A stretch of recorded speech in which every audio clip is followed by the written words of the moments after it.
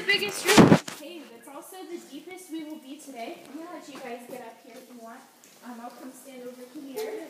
So, it's also the deepest we will be on the tour path. So when everyone is standing on the floor of the room down here, we will be 220 feet below the surface.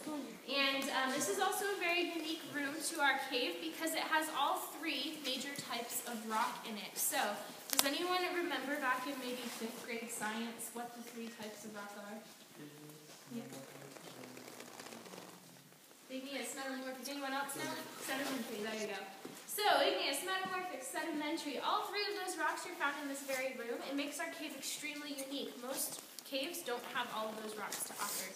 So, we have metamorphic rock. We've already talked about it. It's that rock that goes through heat and pressure to become what it is. So our marble is considered metamorphic. All of the walls in here would be metamorphic. And then sedimentary rock is anything that forms in layers on top of each other. So all of the calcite formations, all of our stalactites, stalagmites, those are considered sedimentary because as they drip, they leave behind the calcite minerals in layers on top of each other. And then lastly is igneous. I haven't really talked about it yet, but it does form from the cooling of lava or magma. So in this case, it was magma. About 65 million years ago, beneath our feet was a very large body of magma called a pluton. It's just a big chamber of magma.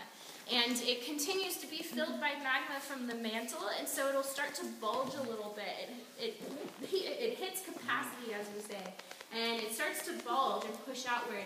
It'll then push up on the rock above it. At the time, the rock above it was made up of our marble. So it pushed up on the marble, cracked the marble apart, and then so much pressure was behind that magma that the magma pushed up into the crack and cooled in the crack. So we have a crack that has filled with magma and cooled in this very room.